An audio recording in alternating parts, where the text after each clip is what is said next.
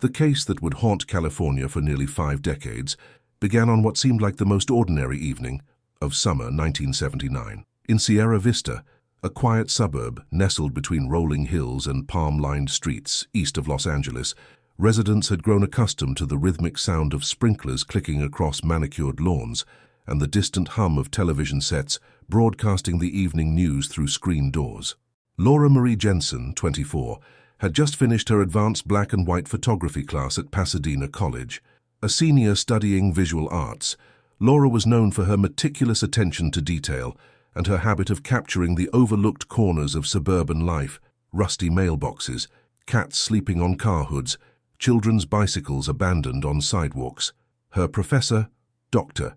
William Chen, would later tell investigators that Laura stayed after class that Wednesday evening to discuss her final project, a photo series documenting the changing face of California suburbs. At 9:47 p.m., Laura gathered her equipment into her worn leather camera bag, a graduation gift from her parents in Oregon.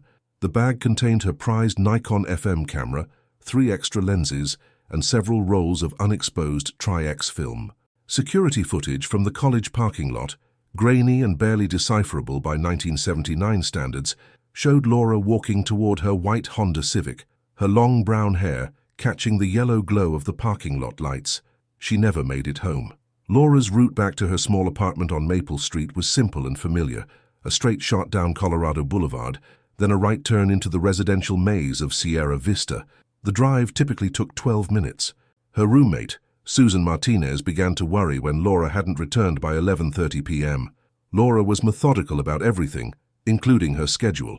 She was never late without calling. At 11:47 p.m., Susan discovered Laura's camera bag on the front lawn of 2247 Elm Street, just 3 blocks from their apartment. The leather strap had been torn clean through, and the bag lay partially open, its contents scattered across the wet grass. The Nikon camera was missing, but the lenses and film remained. Most unsettling of all, there was no sign of Laura's car. Mrs. Dorothy Fleming, 67, who lived at 2247 Elm Street, told police she had been watching Johnny Carson when she heard what sounded like a car door slamming shut around 10:15 p.m. When she peered through her curtains, she saw headlights backing out of her driveway rapidly, but couldn't make out the vehicle in the darkness.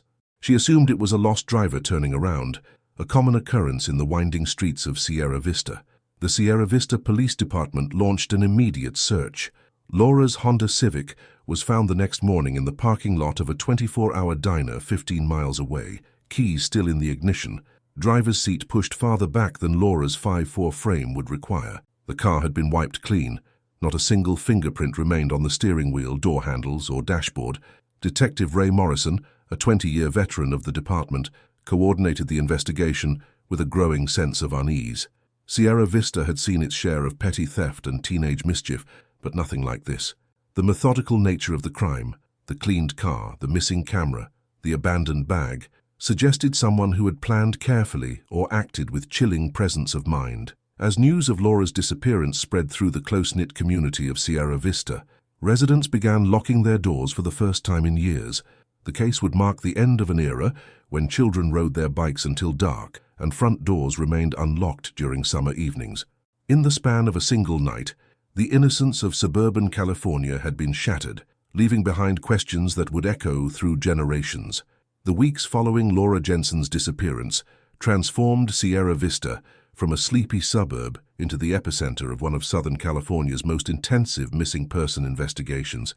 By June 10th, just 4 days after Laura vanished, more than 200 volunteers had joined the search efforts, combing through the chaparral-covered hills that bordered the community and checking every drainage culvert, abandoned building, and remote hiking trail within a 20-mile radius. Laura's parents, Robert and Patricia Jensen, drove down from Salem, Oregon, arriving with their faces etched by sleepless nights and desperate hope. Robert, a mild-mannered accountant, took unpaid leave from his firm and spent his days photocopying missing person flyers and tacking them to telephone poles throughout Los Angeles County. Patricia, a retired elementary school teacher, stationed herself at the Sierra Vista Community Center, coordinating volunteer search parties and fielding tips from a phone line that rang constantly but yielded little useful information. The Jensen family's anguish was compounded by the media attention that descended upon Sierra Vista. Local news crews set up outside Laura's apartment, and reporters knocked on doors throughout the neighborhood, seeking interviews and theories. The Los Angeles Times ran a front-page story titled, "Photography Student Vanishes in Suburban Sanctuary," accompanied by Laura's college portrait, a black-and-white image she had taken of herself using a timer and mirror, her eyes serious and focused behind wire-rimmed glasses. Detective Morrison found himself overwhelmed by the sheer volume of tips and theories flooding the police department. A psychic from Riverside claimed Laura was being held in a basement somewhere near water.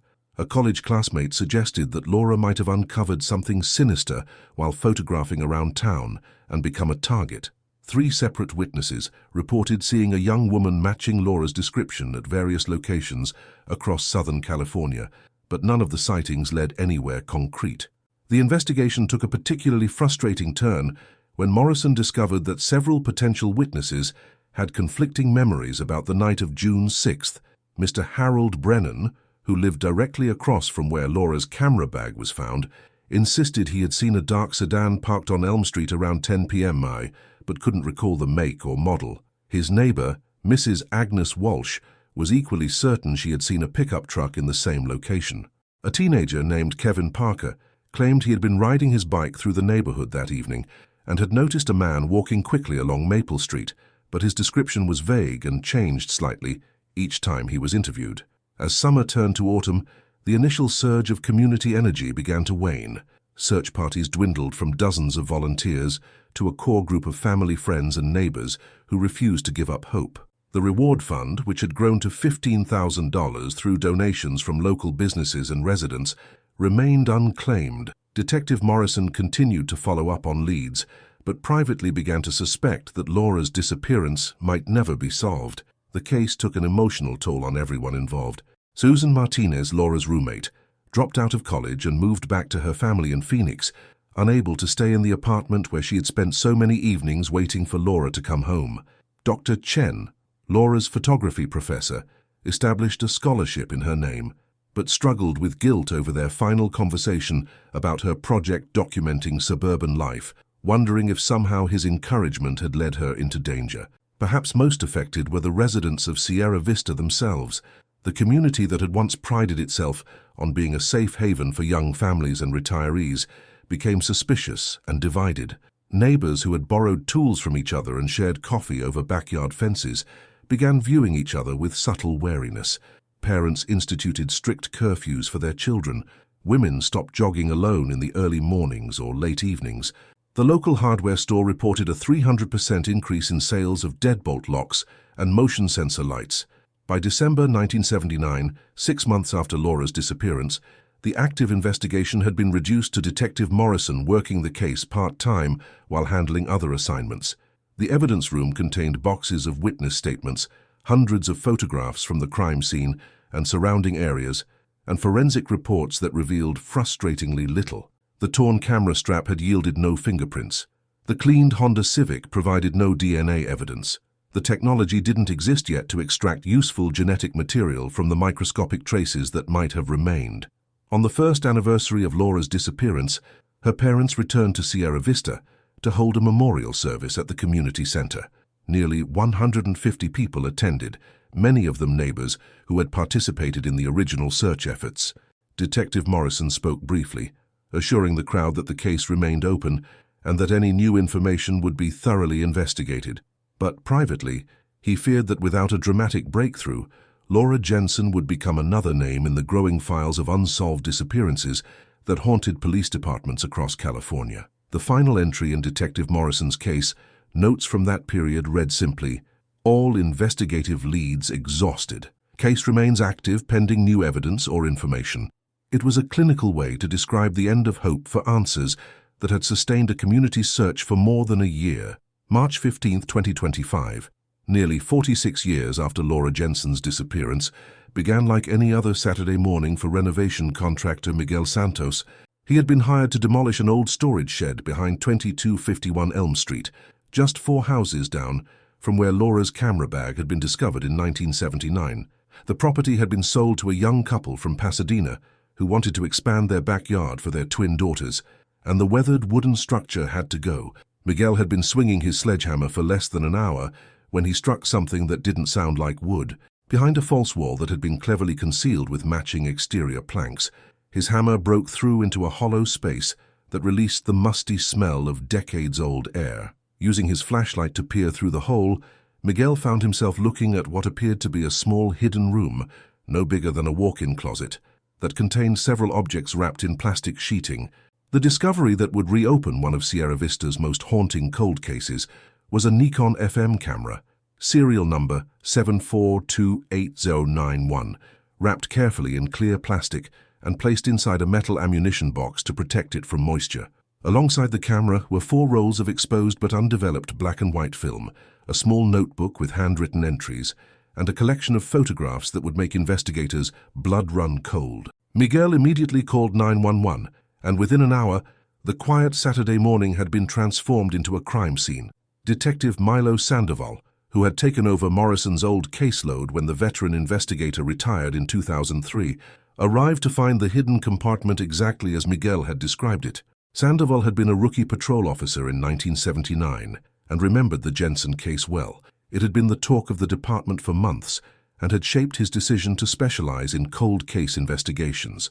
The Nikon camera's serial number matched the one recorded in Laura Jensen's insurance claim from 1978, but it was the undeveloped film that provided the most shocking revelations. When processed by the California Department of Justice's Forensic Photography Unit, the 4 rolls contained nearly 150 images that appeared to have been taken in the days and weeks leading up to Laura's disappearance. Most of the photographs showed typical subjects for a photography student: architectural details of Sierra Vista homes, children playing in yards, elderly residents tending gardens. But scattered throughout the collection were images that told a different story entirely. Several photos showed the same middle-aged man in various locations around the neighborhood, always unaware he was being photographed. The images captured him working in his garden, collecting mail, washing his car in his driveway. In one particularly unsettling photo, the man appeared to be watching Laura's apartment building from across the street, partially concealed behind a large oak tree. The notebook found with the camera contained Laura's handwriting, documenting what appeared to be surveillance behavior she had noticed in her final weeks. Entries dated from mid-May through early June 1979 described a man who seemed to appear wherever she went: at the grocery store, near the college campus, walking through her neighborhood at unusual hours. The final entry, dated June 5th, one day before her disappearance, read, "He was in the parking lot again tonight after class. I think he's following me. Should I call the police? Maybe I'm just being paranoid." Detective Sandoval cross-referenced the address where the camera was found with property records from 1979. The house at 2251 Elm Street had been owned by Gerald and Ruth Haskins. Gerald Haskins, now 73, still lived in the same house with his second wife, Doc Margaret, whom he had married in 1987. Ruth Haskins had died of cancer in 1985. A photograph in Laura's collection showed a man working in a garden that perfectly matched the layout and plantings visible in current aerial photographs of the Haskins property. When Detective Sandoval compared the image to Gerald Haskins' 1979 driver's license photo, the resemblance was unmistakable, despite the passage of nearly 5 decades. The hidden compartment had been constructed with considerable skill, suggesting someone with carpentry or construction experience. County records showed that Gerald Haskins had worked as a maintenance supervisor for the Sierra Vista School District from 1968 to 2003, a position that would have given him extensive experience with building modifications and repairs. On March 18th, armed with a search warrant, investigators returned to the Haskins property. In the garage, they discovered a small darkroom setup that appeared to have been unused for decades, but contained chemicals and equipment consistent with developing black and white photography. More disturbing still, they found a collection of newspaper clippings about Laura's disappearance, carefully preserved in a scrapbook, alongside articles about other missing women from across Southern California. The forensic evidence was overwhelming, but it was the final discovery that sealed the case. Hidden beneath a workbench in the garage, investigators found Laura's college identification card, her car keys, and a small jewelry box containing a silver necklace with a distinctive turquoise pendant that Robert and Patricia Jensen immediately identified as a gift they had given their daughter for her 21st birthday. As news of the discovery spread through Sierra Vista, the community that had lived with the mystery of Laura Jensen's disappearance for nearly half a century found itself confronting the possibility that her killer had been among them all along, living just 4 houses away from where her camera bag was found on that terrible night in 1979. The arrest of Gerald Haskins on March 22, 2025, sent shockwaves through Sierra Vista that rivaled those felt 46 years earlier when Laura Jensen first disappeared. Neighbors, who had known Gerald as the quiet man who grew prize-winning roses and organized the annual block party fund drives, watched in stunned silence as he was led from his home in handcuffs, his face betraying no emotion. Detective Sandoval had expected Haskins to request a lawyer immediately, but the 73-year-old man surprised everyone by agreeing to speak with investigators. In a small interview room at the Sierra Vista Police Department, Haskins sat across from Sandoval and Detective Carmen Rodriguez, his hands folded calmly in his lap, and began to tell a story that had been buried for nearly 5 decades. "I never meant for it to happen the way it did," Haskins began, his voice barely above a whisper. "I was just fascinated by her. She was so different from anyone I'd ever known, always taking pictures, always seeing things the rest of us missed." According to Haskins' confession, his obsession with Laura had begun months before her disappearance.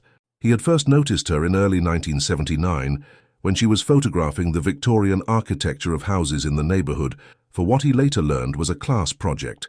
Something about the way she moved through the world, observant, artistic, independent, had captivated him in a way he couldn't explain or control.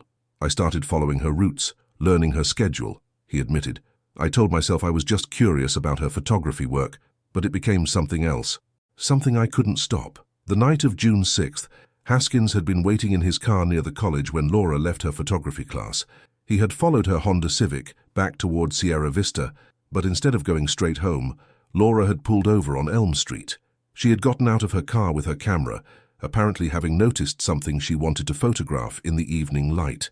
"She saw me," Haskins said, his voice breaking for the first time. "She recognized me from the neighborhood and asked why I'd been following her. She said she had photographs of me, that she was going to call the police." What happened next, according to Haskins, was a struggle over Laura's camera bag. He claimed he had only intended to take the film that contained his image, but Laura had fought to keep her equipment. In the scuffle, she had fallen and struck her head on the concrete curb. The sound, Haskins said, was something that had haunted his dreams for 46 years. "She wasn't moving," he whispered. "I panicked. I put her in my car and drove around for hours, trying to figure out what to do. I kept thinking she would wake up, that everything would be okay. But Laura Jensen never woke up." Haskins eventually drove to a remote area of the Angeles National Forest, where he buried her in a location he claimed he could no longer remember precisely. He had spent the rest of that terrible night cleaning Laura's Honda Civic and leaving it at the diner, then returning home to construct the hidden compartment where he kept her camera and personal effects, not as trophies, so he insisted, but as reminders of the moment that had destroyed 2 lives. Detective Rodriguez pressed Haskins about the photographs found in Laura's camera, particularly the images that seemed to document his surveillance behavior. His response revealed the depth of his delusion. He believed that Laura had been photographing him because she was interested in him romantically, and that her final confrontation had been motivated by jealousy rather than fear. The confession took nearly 6 hours to complete, with Haskins providing detailed descriptions of his actions that aligned perfectly with the physical evidence. However, several aspects of his story troubled investigators. The hidden compartment had been constructed with sophisticated planning that contradicted his claims of panic and spontaneous action. The collection of newspaper clippings about other missing women suggested a pattern of behavior that extended beyond his obsession with Laura. Most disturbing of all, a review of cold cases from the late 1970s and early 1980s revealed 3 other missing women from neighboring communities whose disappearances shared similarities with Laura's case. Detective Sandoval contacted investigators in those jurisdictions, but Haskins refused to discuss any crimes beyond Laura Jensen's murder. The discovery of Laura's remains would wait another 3 months. In June 2025, acting on information from Haskins' confession, search teams located a shallow grave in the Angeles National Forest, approximately 30 miles from Sierra Vista. The identification process took several weeks, but dental records confirmed that the remains belonged to Laura Marie Jensen. On September 15, 2025, almost exactly 46 years after she had vanished from the streets of Sierra Vista, Laura Jensen was finally laid to rest in Salem, Oregon, beside the graves of her parents, who had died in 2018 and 2020 respectively, never knowing what had happened to their daughter. Gerald Haskins pleaded guilty to second-degree murder and was sentenced to 25 years to life in prison. At his age, it was effectively a life sentence. During the sentencing hearing, he read a brief statement apologizing to Laura's family and the Sierra Vista community, but his words felt hollow to those who had lived with the mystery for so long. The case officially closed on October 1, 2025, but its impact on Sierra Vista continued to reverberate. The house at 2251 Elm Street was put up for sale within weeks of Haskins' arrest, and the hidden room where Laura's camera had waited for decades was sealed with concrete. The new owners, a family with young children, planted a small garden where the old storage shed had stood, a quiet memorial to the woman whose final photographs had finally revealed the truth. Detective Sandoval, now nearing retirement himself, kept one item from the case, a contact sheet of Laura's final photographs, which showed the artistic eye that had been silenced too soon. In her images of mailboxes and gardens, cats and children, she had captured the essence of a community that prided itself on being safe and ordinary. That she had also unknowingly documented her own stalker served as a reminder that darkness can hide behind the most mundane facades, and that the truth, no matter how long buried, has a way of working itself back to the surface. The case of Laura Jensen became a teaching example in criminal justice programs across California, illustrating both the power of modern forensic technology and the importance of never giving up on cold cases. But for the residents of Sierra Vista, who had lived with the mystery for nearly 5 decades, it represented something simpler and more profound, the end of a long wait for justice and proof that some secrets are too heavy to stay buried forever.